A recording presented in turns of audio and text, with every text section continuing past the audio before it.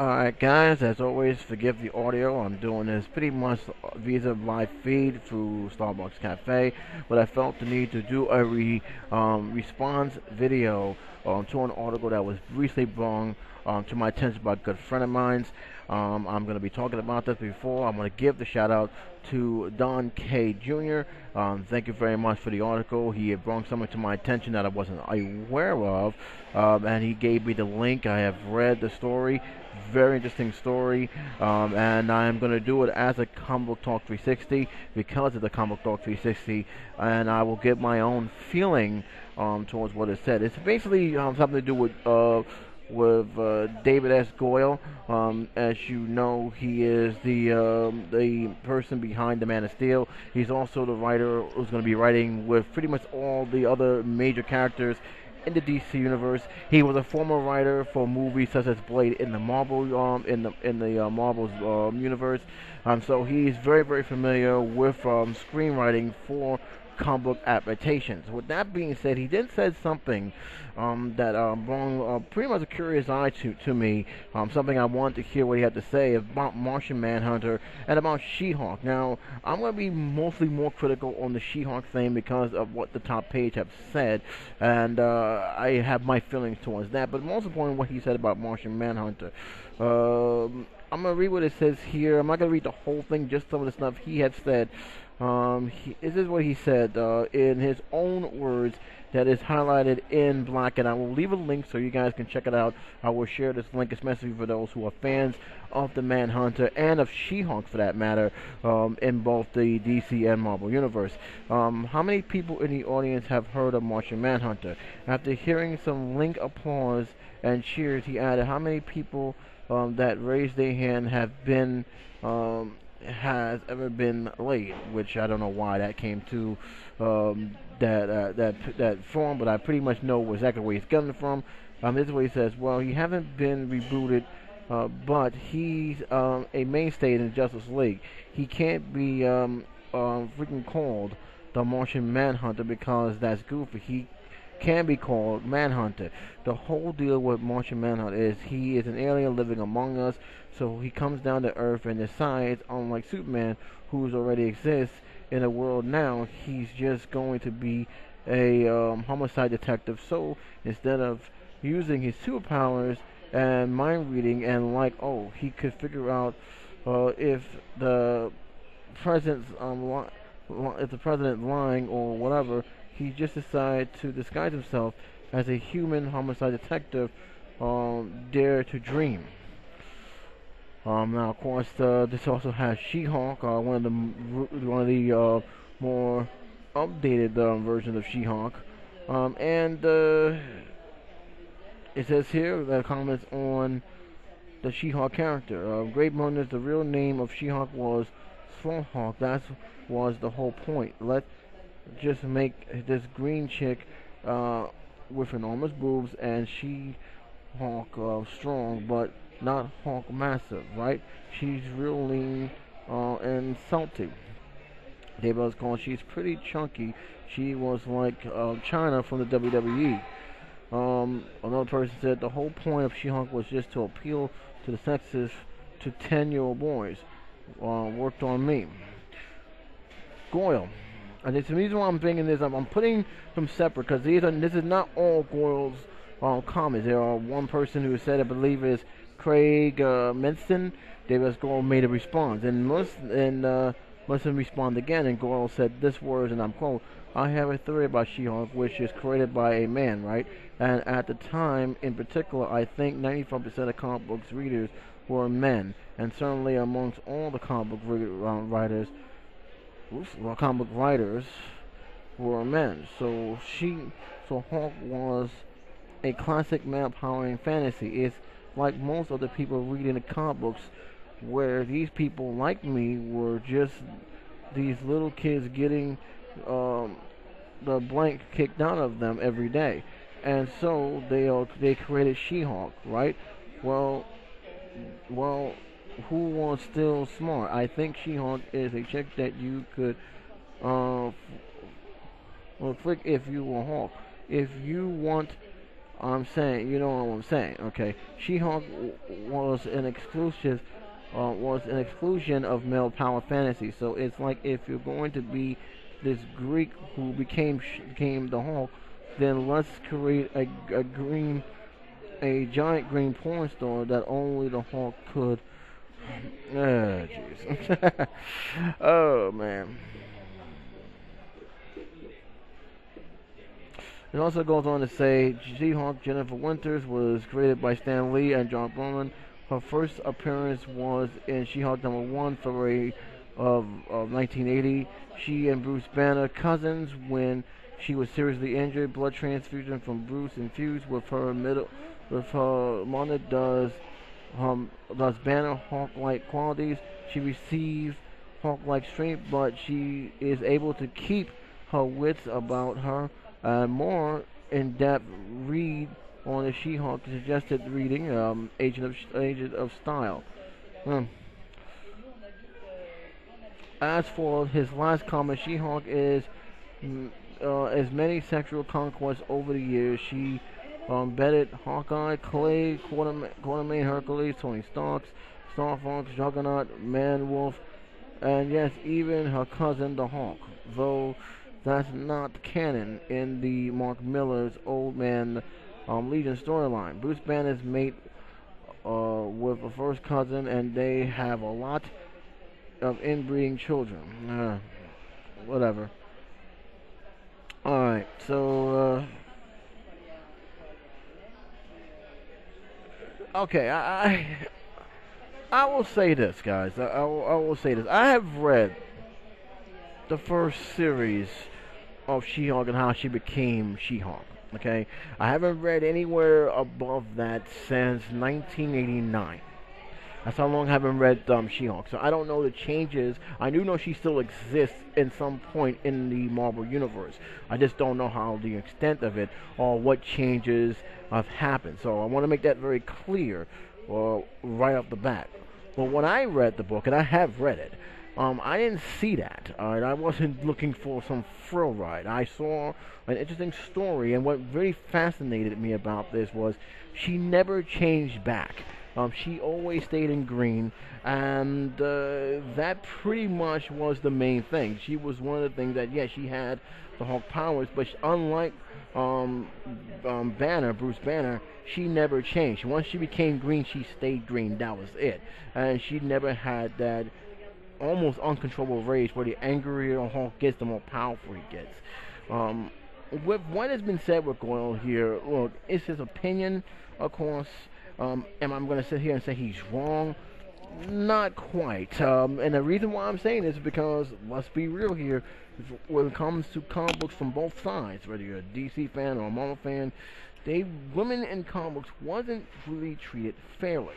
That was one of the main things that a lot of pro comic book reviewers have always stated, and it wasn't until pretty much after, I believe, the coronation of the Fantastic Four and other major characters, Wonder Woman, that they started to be subjected in a more serious light. Mind you, it took a long time to get there. So in many ways, I can understand what Goyle's saying and some of the stuff that he is saying. With that being said, why do you care about Wanda She-Hulk? You're not working with Marvel anymore. You haven't worked with Marvel, or any of their properties since Blade Trinity.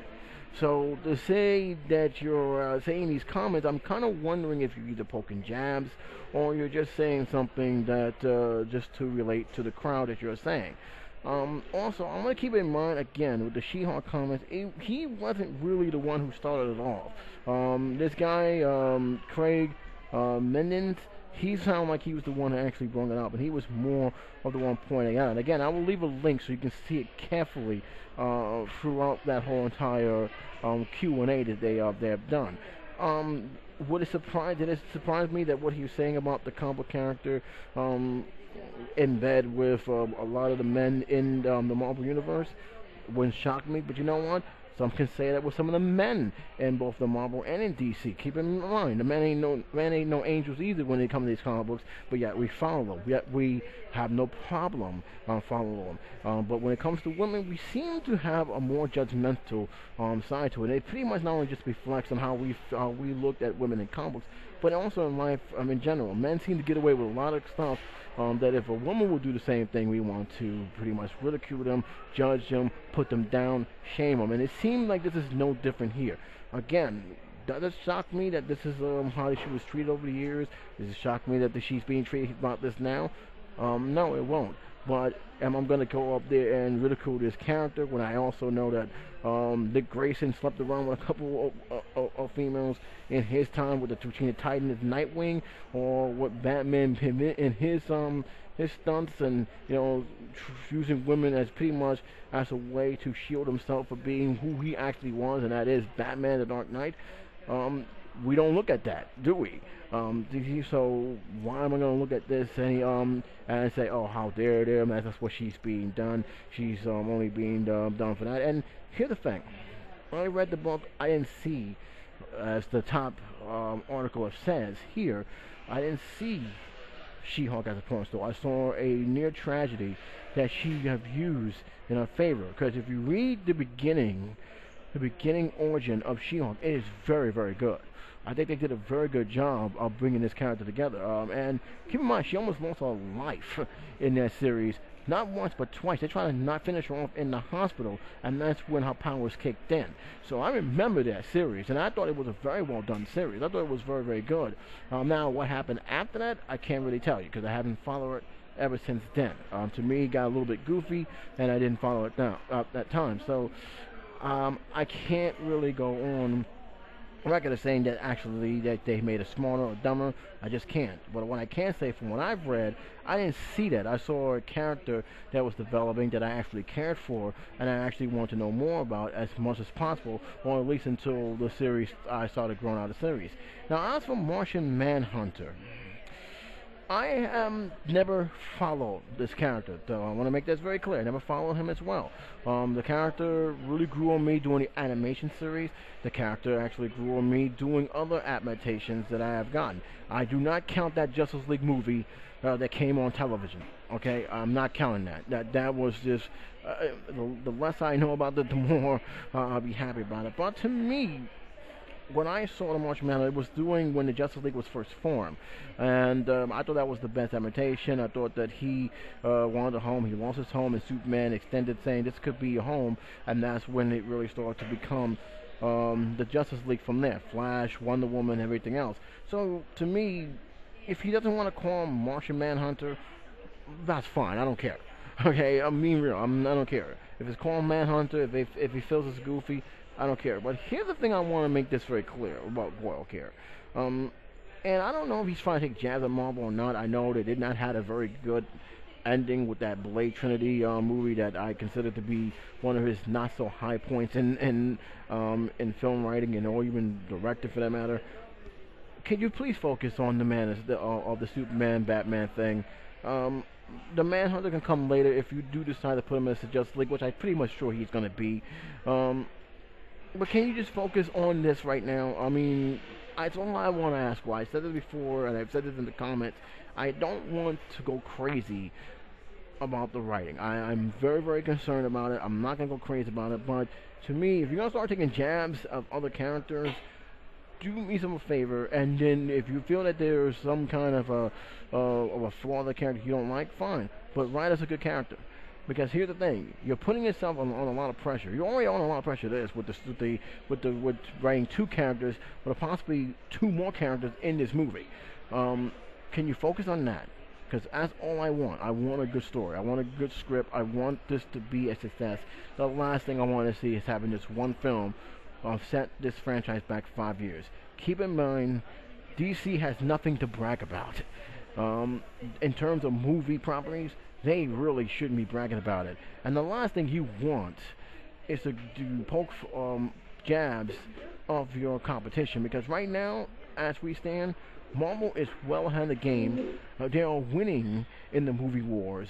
And unless you blow us away with the Superman Batman series, you really have nothing to brag about. You really have nothing to say about.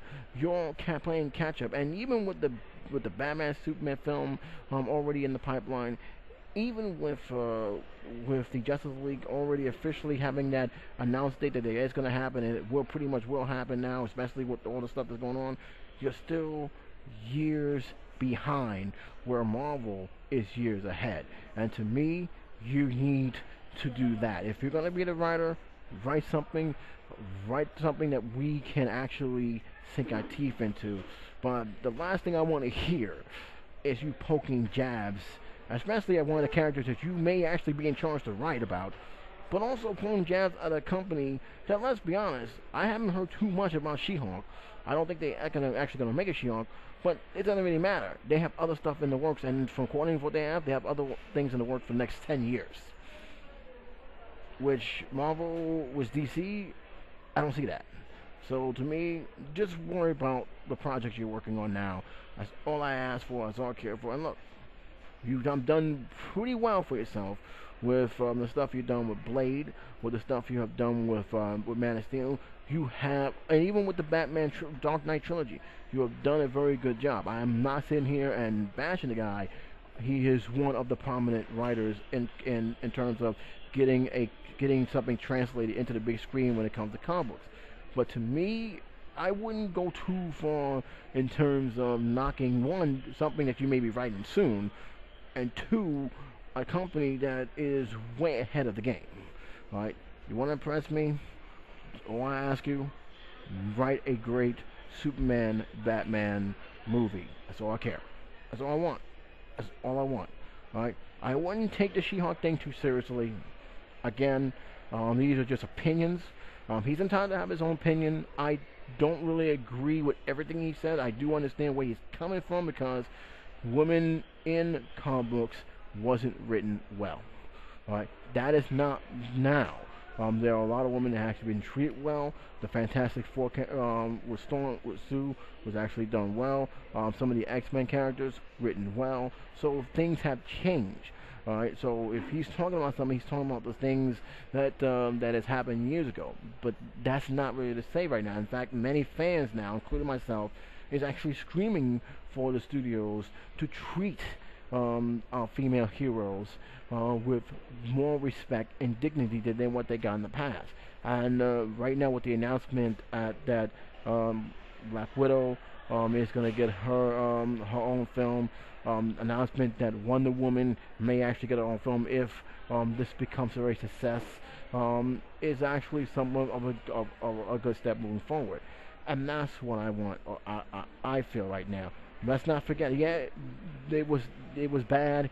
Yeah, there was some things that it was written that drove you nuts. But you know what? That was then, this is now. And here's the thing. If you're a writer, you should be focusing on that too, because I'm going to be honest with you. That Blade Trinity, one of the main things I hated about that Trinity is we didn't have a strong female character in that movie at all. So you're just as guilty as writing these characters as poorly as this the next guy is. So me like this is, okay, you remind us how things were in the past. Let's now worry about now stuff in the future and move forward. What's your opinion on this situation? Again, thank you very much to Don K Jr. I really do appreciate giving me this link as soon as possible. I have read it, and it is very interesting. So, but I'd like to hear what you guys have to say now. I want to hear what you have to say. I spent 18 minutes talking about this, so I'd like to hear what your opinion on this, because it is something for him as a writer, especially with the Martian Manhunter thing, because what I got from him, and it's just me, is that he doesn't feel too happy writing that character. I'm not saying that he hates the character, but it doesn't seem like he wants to write him. And I think eventually he's going to have to, because he is an important symbol to the Justice League. He is. So I think that that's more my concern, is if he's being forced to write him, will he write him the way it's supposed to be written? or are we going to have a character that's either going to be a throwaway character which has no meaning, or a character who will be dumbed down or pretty much been stripped of what he really represents in the DC universe. So that's my major concern more than anything else. As for the She-Hulk thing, matter of opinion, he doesn't work for Marvel anymore, and to me, Marvel don't even need to respond to what he has to say because it is what it is. Again, you may disagree, so put it in the comment section. Till then, J77 saying take care, be safe. Again, thank you for Don K Jr., and I'll talk to you soon.